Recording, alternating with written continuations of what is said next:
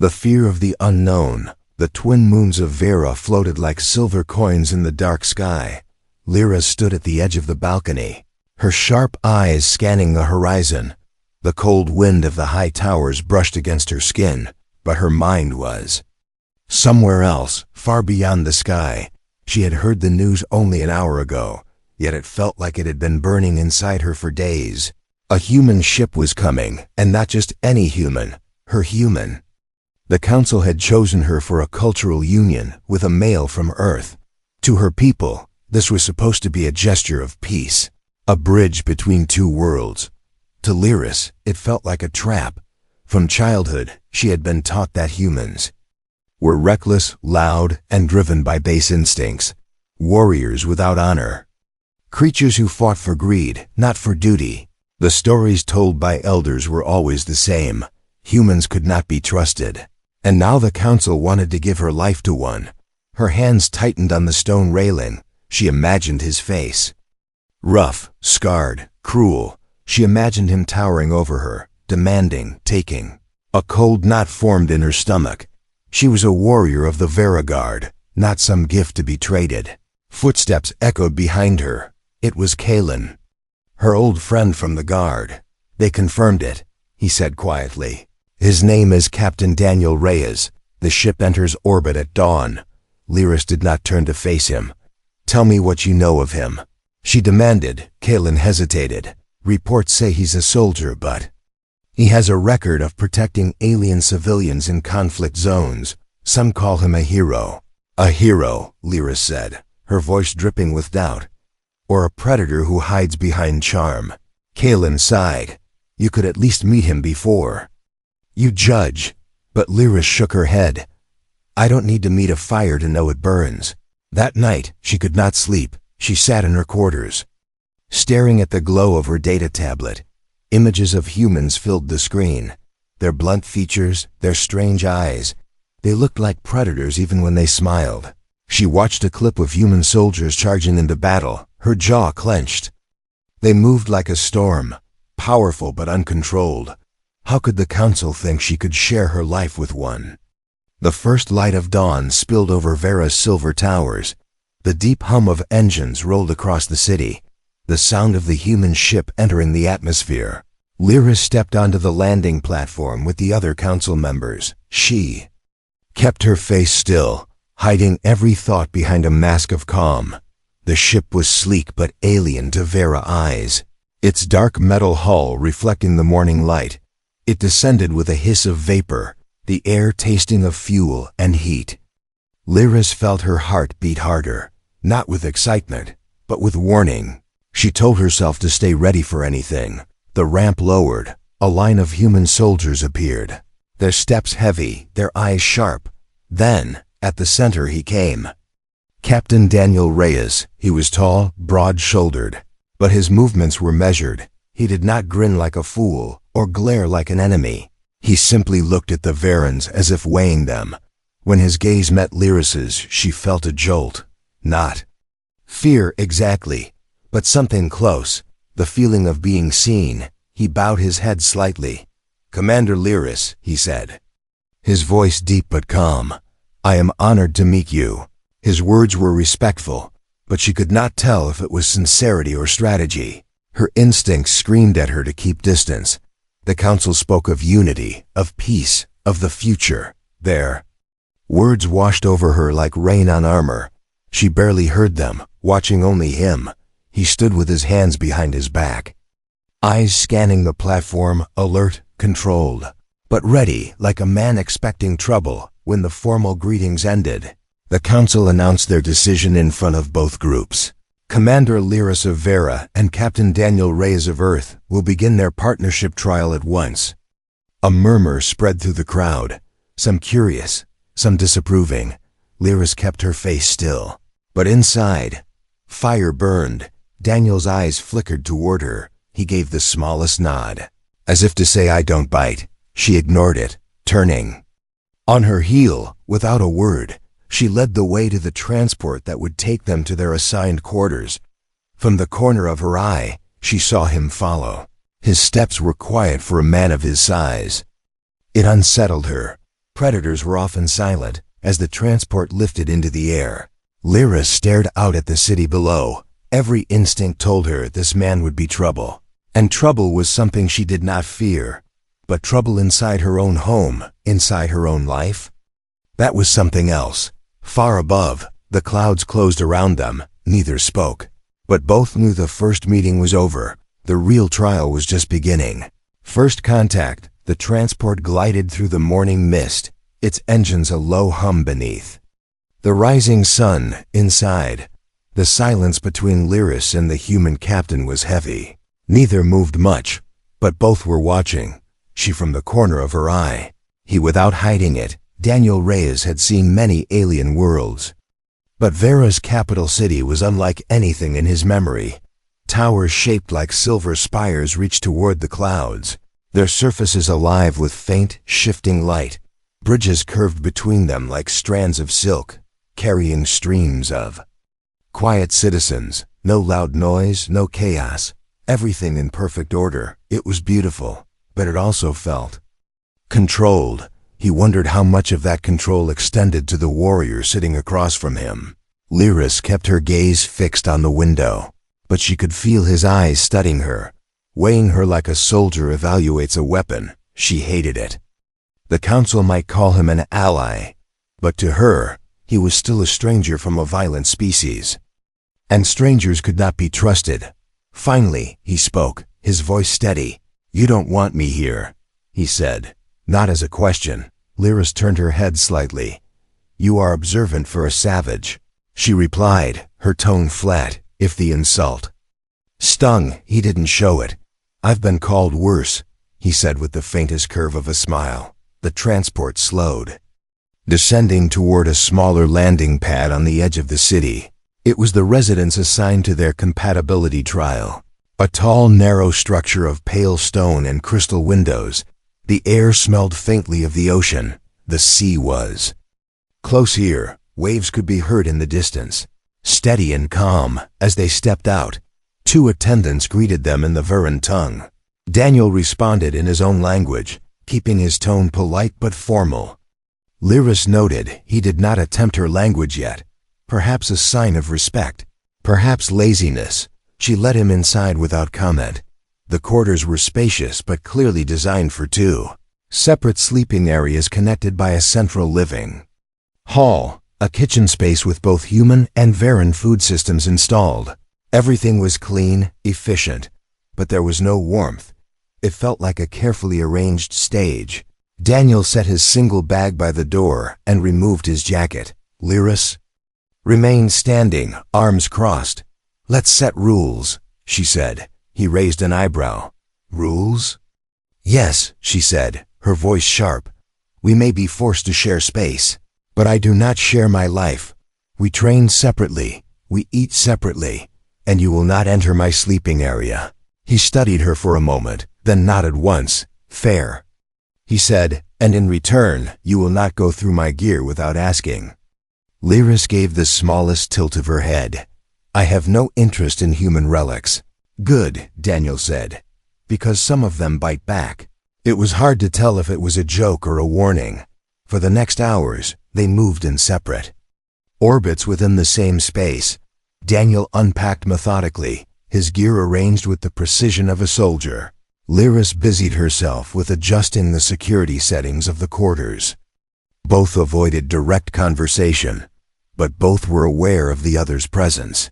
It was early evening when the first shift in their distance came. The city's power grid flickered, lights dimming for a moment before steadying. Lyris glanced up from her console, frowning. "That doesn't happen here," she muttered. Daniel was already on his feet, scanning the room as if expecting an attack. "Could be nothing," he said. "Could be someone testing the system." "Testing?" she repeated, her eyes narrowing. "In my experience," Daniel said, "small glitches are sometimes the first step before bigger problems."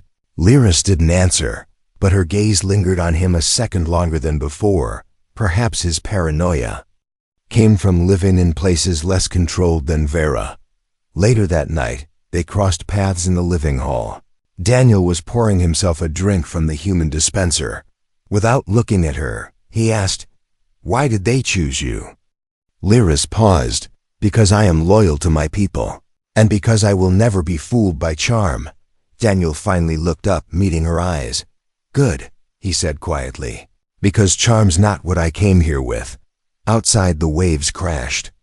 Against the shore, somewhere far above, the stars shifted. Neither of them knew that this first day, this first contact, was already setting the course for a future neither had imagined.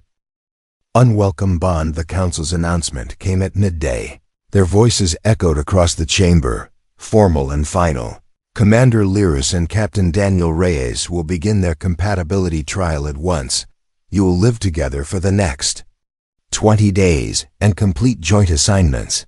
Your success will decide the future of Earth-Vera relations. The words felt like a sentence. Lyris stood stiff, her jaw tight. Daniel's expression didn't change. He only gave a slow nod. But inside, he knew 20 days could be either a bridge or a battlefield. Back at their assigned quarters, the tension grew thicker. It was no longer two strangers in the same building. Now it was two opponents locked inside the same mission. The rules they had set before still stood, but every movement, every sound from the other felt louder, heavier, harder to ignore. On the first morning, Lyris rose early, training in the courtyard. Her long spear cut the air with sharp, perfect precision. Daniel watched from the balcony above, sipping a bitter human drink. He didn't comment, but she could feel his eyes tracking each movement. It irritated her, as if he was silently judging her form. When she returned, he simply said, "Not bad," and walked away. She wasn't sure if it was praise or provocation. Later, their first joint task arrived, a systems inspection in the lower supply district. It should have been simple. Check security protocols, confirm nothing missing. But when they arrived, something felt wrong. A crate was half open, the inventory log wiped. Lyris crouched beside it, scanning the contents. "Whoever did this knew our systems," she said. Daniel knelt beside her and knew exactly what to take. When she looked at him, she saw his eyes narrow, scanning the shadows. "Not a random theft," he added. "This is a test or a warning." The district supervisor claimed it was just an error in records. But Lyris noticed how his hands shook when he spoke. Daniel noticed too, but said nothing until they were outside. "He's lying," Daniel said flatly. Lyris gave him a sharp look. "You think everyone's lying?" "Not everyone," he replied. "Just the ones who are." That night, the quarters felt colder. Lyris sat at her console, replaying the day's scans. Daniel was in the kitchen area cleaning his gear. Neither spoke, but both knew the quiet wasn't peace. It was pressure. A storm waiting. The next morning, a light tremor shook the city, not enough to cause damage, but enough to rattle the glass walls. Instinctively, Daniel reached out, grabbing Lyris's arm to steady her. She almost pulled away, but didn't. For a second, their eyes met. No words, just a strange, uneasy awareness. Then she stepped back, her voice sharp. "I don't need your protection." He let go without argument. "Maybe not," he said, "but you might need my help." From that day, something unspoken changed. They still moved like rivals, still tested each other with every word.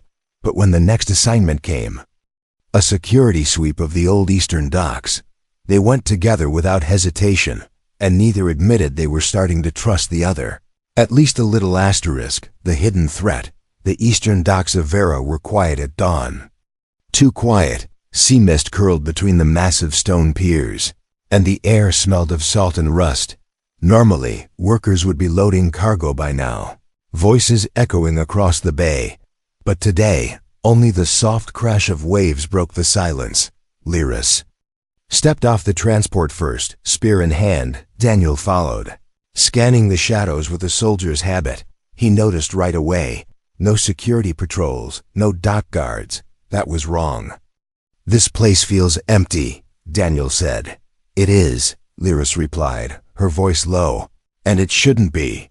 They moved deeper into the docks, their boots echoing on the wet stone. Crates stood stacked along the walls, but some had been pried open. Inside, instead of food or medical supplies, there were only scraps, empty storage units. "Someone's been here," Daniel said, running his hand along a fresh mark on the wood. Recently, Lyris activated her wrist scanner. The device hummed, picking up faint energy readings. "They left something behind," she said, "but it's not showing in the dock's records." Following the signal, they reached an old maintenance shed at the far edge of the pier. The door was half open, the lock broken. Inside, the light flickered weakly, and in the center, half hidden under a tarp, was a piece of alien tech neither of them recognized. It pulsed faintly with a blue light, the air around it warm. "That's not Varen," Lyris said immediately. "And it's definitely not human," Daniel added. His voice had changed, deeper, sharper. "This is planted," before Lyris could respond, a faint click echoed from behind them. Daniel didn't think. He moved, pulling her down just as a small explosive charge went off by the doorway. The blast was contained, but powerful enough to fill the shed with smoke and heat. "Out!" Daniel shouted, dragging her toward the far wall. Lyris slammed her spear into a side panel, breaking it open. They crawled out into the mist, coughing, the smell of burnt metal clinging to their clothes. When they looked back, the shed was engulfed in fire. The device inside was gone, vaporized in the blast. Someone had been watching them, and whoever it was didn't want that tech found. Daniel scanned the rooftops. For a split second, he caught movement. A dark figure leaping between the dock cranes. Too far to chase, too fast to track. "They're organized," he said. "Varen rebels," Lyris guessed. Or worse. She didn't like admitting it, but his quick reaction had saved her life. Still, she wasn't ready to say it out loud. They reported the incident to the council. The official response was calm, dismissive. The docks were under control, no threat detected. But Lyris knew a cover-up when she heard one. So did Daniel, that night. The quarters were quiet again, but it was a different kind of silence, not just tension. Now there was a shared secret between them. Neither trusted easily, but both knew they had just stepped into something bigger, and whatever was coming next, they would face it together, whether they liked it or not. Worlds collide. The wildlands of Vera were nothing like the clean, shining towers of the capital. Here, the air was thick with the smell of damp soil and strange flowers that glowed faintly in the dark. Trees rose high, their trunks spiraling upward like frozen smoke, and somewhere in the distance, deep animal calls echoed through the mist. Daniel adjusted the strap of his pack as he followed Lyris along a narrow trail. They had been sent to investigate the source of unusual energy spikes detected beyond the city borders. Officially, it was just a scouting mission. Unofficially, both suspected it was connected to the sabotage at the docks Lyris moved with. The silent grace of a predator, her spear in hand, her eyes scanning every shadow. Daniel's approach was different, slower, deliberate. He read the terrain, noting where footprints shifted, where the undergrowth looked disturbed. Neither spoke much, but their movements had begun to match without thought. By midday, the trail led them to a narrow ravine. The only crossing was a long, ancient bridge made of woven roots. It swayed in the wind, creaking under its own weight. "This is the fastest way," Lyris said. Stepping onto it without hesitation, Daniel followed, testing each step. Halfway across, he froze. "Lyris," he said quietly, "we're not alone." From the shadows below, something moved fast. Figures in dark armor appeared at both ends of the bridge, cutting off escape. There were no symbols, but their weapons were sleek and deadly. Lyris recognized the design. Black market tech used by mercenaries and rebels. "They're here for us," she said, her voice steady but low. The first shot rang out, burning through the ropes at Daniel's side. The bridge lurched violently. Daniel grabbed one of the support vines, catching himself before the drop. Lyris spun, blocking a second shot with the shaft of her spear. "Move!" she shouted, pushing forward. Daniel followed, firing short bursts from his compact rifle, keeping the attackers back. by the time they reached the far side. The bridge gave a final groan and collapsed into the ravine. The enemy regrouped, chasing them into the deeper wilds. For hours, it was a running fight, dodging through thick undergrowth, ducking behind fallen trees. At one point, Daniel shoved Lyris out of the path of a blast, taking a glancing hit to his shoulder. She grabbed him without thinking, pulling him to cover. "You're bleeding," she said. "Better than falling," he grunted, forcing himself up. They didn't stop until the sun dipped low and the forest turned gold in shadow. Finally, they found a small clearing surrounded by thick rock. Lyris built a quick fire, while Daniel tended his wound with practiced efficiency. Neither spoke. For a while, the firelight painting their faces in sharp light and dark. It was Daniel who broke the silence. "Where I'm from, people tell stories about places like this," he said. "Places where you go in with someone you hate and come out different." Lyris gave him a sideways glance. "And you think that's what's happening here?" He didn't smile, but his eyes softened slightly. "I think you're not what I was told Varens would be." Her hand paused over the fire.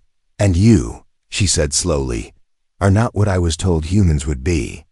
The quiet stretched between them, not the cold silence of the first days, but something heavier. Somewhere beyond the clearing, an animal screamed, long and low. Daniel reached for his rifle, Lyris for her spear, whatever was hunting out there.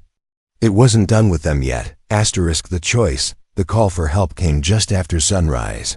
A council guard, breathless and pale, appeared on the forest trail where Lyris and Daniel were returning from the wildlands. "The council. They've been taken," the guard gasped. "Armed forces hit the city during the night. They're holding the council in the north sector." Lyris felt her stomach tighten. The north sector was an industrial zone, full of abandoned factories and power conduits, a perfect place for a hostage situation. Daniel's expression hardened. "They'll execute them if anyone moves in too loudly," he said. "And if no one moves in?" Lyris asked. He didn't answer. He didn't have to. They reached the edge of the north sector by midday. From the high ridge, they could see the old foundry complex where the hostages were held. Dark figures patrolled the upper catwalks, their weapons gleaming in the light. Daniel studied the layout through his scope. 4 guards on the roof, 6 on the ground. "More inside," he said. Lyris nodded. "Too many for a frontal attack." "Then we don't attack," Daniel said, lowering the scope. "We slip in, cut the power, and get them out before the enemy knows we were here." They moved like shadows. Daniel took the lead through the lower tunnels, his boots silent against the steel grating. Lyris followed close, her spear strapped to her back for speed. The air grew warmer as they neared the main power conduit. Sparks flickered in the dark. Old systems still alive after decades. Reaching the main junction, Daniel crouched beside the control box. "This will knock out lights and cameras for 3 minutes, he said. 3 minutes? Lyris repeated. "More than enough if we move fast." He looked at her, eyes steady. "You ready?" Her jaw tightened. Always.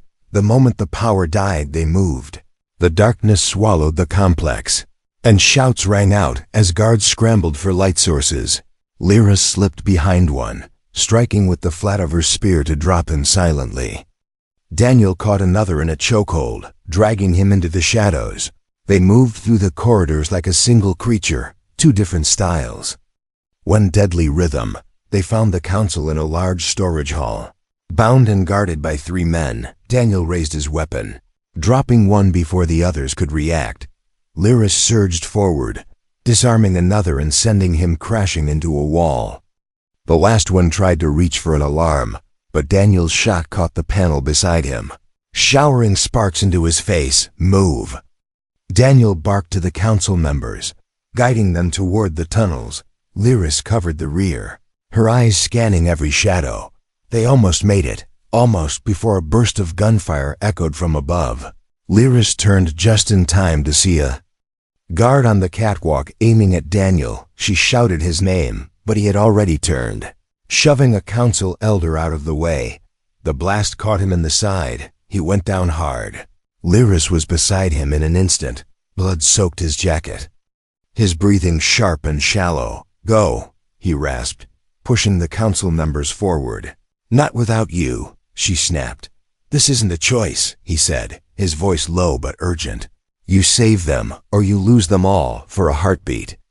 Lyris stood frozen, her mind torn between her duty and the man bleeding at her feet. But then she gritted her teeth, pulled his arm over her shoulder, and hauled him up. "We save everyone," she said, and with the weight of both her duty and Daniel leaning on her. She ran. The enemy's shouts followed them through the tunnels, but somehow they reached the ridge. Council members were whisked away by waiting transports. Daniel lay back against the rock, pale but alive. When Lyris knelt beside him, his eyes found hers. "Guess I'm not the only stubborn one," he said. She allowed the smallest smile. Guess not, and though she didn't say it out loud, she knew the truth. If the council gave her a chance to walk away from him tomorrow, she wouldn't take it. Beyond fear, the medbay was quiet except for the steady hum of the monitors. Daniel lay on the recovery bed, his side wrapped in pale bandages. The wound was deep, but the healers said he would live. Lyris stood by the window, watching the city. Lights flicker against the night sky. The towers of Vera looked as calm as they always did. But she knew better. Danger still lurked beneath the surface. The council had been saved. The attackers had scattered into the shadows, and the official reports spoke only of an unfortunate security breach. No mention of the tech at the docks, no mention of the Wildlands ambush, and certainly no mention of the man who had taken a blast meant for her. When Daniel stirred, she turned. He blinked at her, then gave a tired smile. "You're still here," he said, his voice low. "I had orders to keep you alive," she replied, her tone dry. He chuckled weakly. "You always follow orders?" Her eyes held his for a moment. "Not always," she said. The next day, the council summoned them both. They thanked Daniel for his bravery, and then, in the same breath, offered him and Lyris a choice. The compatibility trial could be ended immediately. No more shared quarters, no more forced partnership. Their duty to the program would be considered complete. For a long moment, neither spoke. Daniel looked at Lyris. She stood straight, her expression unreadable, the same mask she had worn the day they met, but he had learned to see through it now. Underneath the steel was the same stubborn fire that had carried them both out of the enemy's hands. Finally, Lyris broke the silence. "We started as strangers forced into a room," she said, her voice calm but firm. "But I have seen what he will risk for others, and what I can do when we stand together." She looked at Daniel. "I choose to continue." Daniel's mouth curved into the faintest smile. "Guess that makes two of us," he said. The council exchanged looks but gave a nod. So be it. That evening, they walked together through the upper gardens of the city. The air was cool, and the two moons cast silver light over the paths. Neither spoke much. There was no need. Lyris still didn't know what the future would bring. Daniel still knew there were enemies waiting in the dark. But for the first time since the day she heard a human was coming to Vera, she didn't feel only fear. As they reached the overlook above the sea, Daniel glanced at her. "Where to next?" he asked. She didn't answer right away. Instead, she looked out over the horizon, where the stars touched the water.